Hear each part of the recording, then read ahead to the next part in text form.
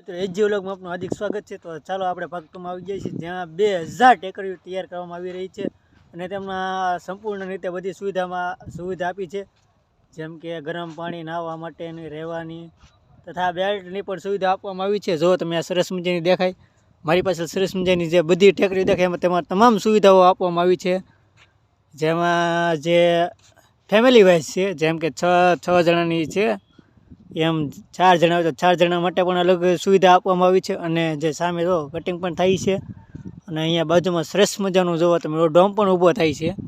તો વિડીયો બન્યા રહેજો, તો હજી તમને બતાવીશું। તો મિત્રો તમે જોઈ શકો છો અહીં અમે જો સરસ મજાની ચારે બાજુ જેટલી ટેકરી છે, જે 2200 જેવી તૈયાર કરવામાં આવી રહી છે। અહીં જુઓ તમે, અહીંયા આવી રીતના છે। તો ચાલો તમને અંદર જઈને પણ બતાવું।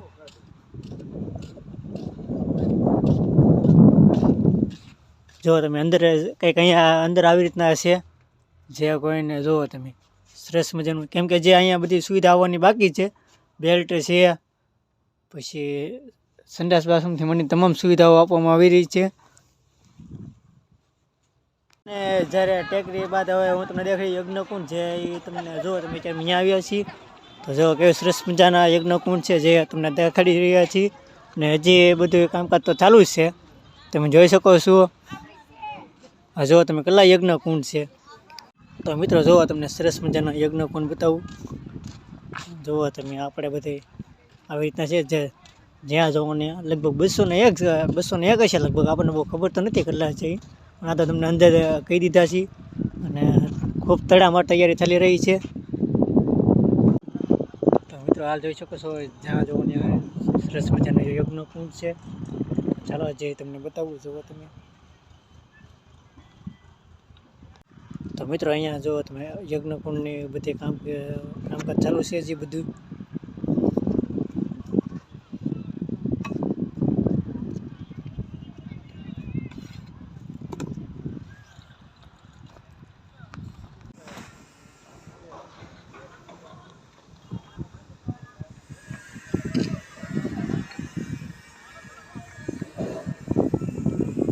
તમે જોઈ શકો છો કે સરસ મજાની તૈયારી થઈ ગઈ છે। અને અહીંયા જુઓ તમે, અહીંયા બધું ડેકોરેશન ને તમે જુઓ તો ખરા, જુઓ તમે કેવી સરસ મજાની ફૂલ તૈયાર થઈ ગઈ છે।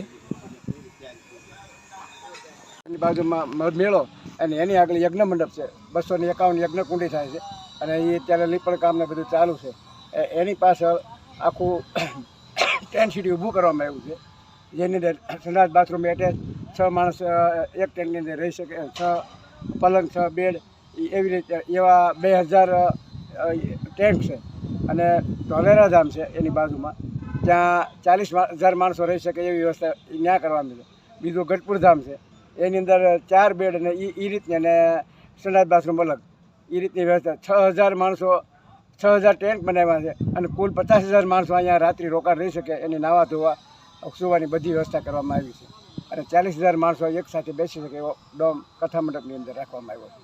અને કોઈ ભાવિ ભક્તો અહીંયા આવ્યા હોય તો તેની માટે પણ રહેવાની સુવિધા, જમવાની, કોઈ પણ 100 કિલોમીટરથી જે કોઈ પણ અમેરિકાથી આવે કે રબારિકાથી આવે, દરેક માટે રહેવા જમવા છે બધી સગવડતા કરવામાં આવી છે।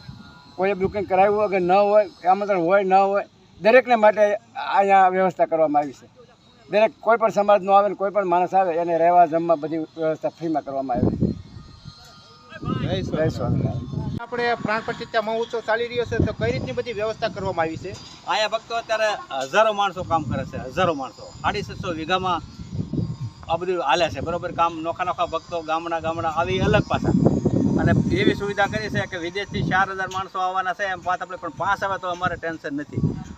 એટલા બધા ઉતારા બનાવ્યા છે, VIP ટેન્ટ, એમાં તમારે ઠંડી ન લાગે, પાણીના ગરમ બોમ્બા મૂકેલા છે, પ્રાઇવેટ સંડાસ બાથરૂમ, નળ જ આવે છે, નળ અંદર જ આવે, બધું એવી સુવિધા મૂકી।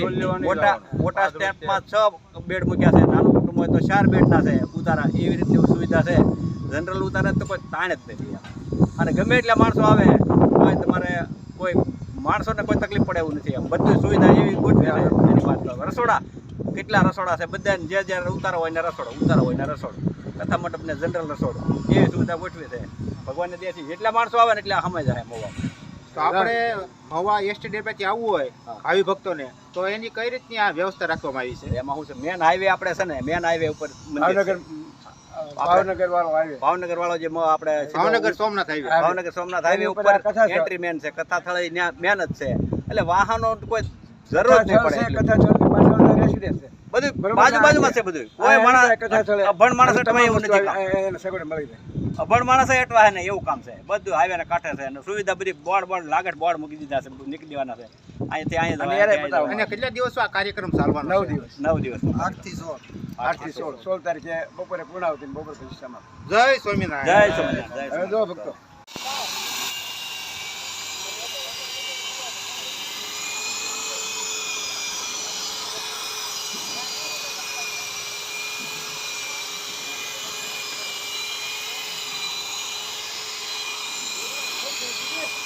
મિત્રો જો તમે અહીંયા બધે આવી રીતના બોડિયા પડેલા છે આજે જેમ અત્યારે કામકાજ ચાલુ છે.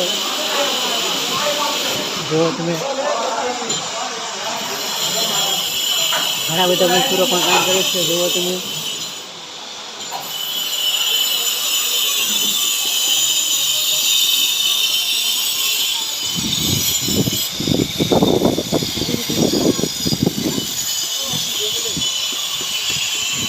તો મિત્રો જુઓ તમે અત્યારે દાદરાથી માંડીને સંપૂર્ણ રીતે જુઓ તમે અત્યારે કામકાજ ચાલુ છે બધી રીતે. તો ચાલો એ હું તમને બતાવું મંદિરની અંદરને કેવી રીતના સરસ મજાના જે કામ થાય છે, પથ્થર કામ છે, કોતર કામ છે, એ હું તમને બતાવું. જો તમે આ જે લાદીના ટુકડા પણ તમે જોઈ શકો છો. હજી જુઓ તમે મંદિરની અંદર આપણે માથે પહોંચવા આવ્યા છીએ. એ તમે જોવા તો અહીંયા કંઈક સરસ મજાના કંઈક આવી રીતના બધા પત્રકામ ચાલુ છે. જોવો તમે મંદિરમાં, જોવો તમે મંદિરની આજુબાજુ પણ કેમ કે હજી આપણને એક શબ્દ આવે છે એટલે તમને લગભગ પડવું થતું હોય છે. કારણ કે જો તમે અત્યારે ઘણા બધા મશીન છે, પછી તમે ઘણા બધા મજદૂરો પણ કામ કરે છે મંદિરનું. જોવો તમે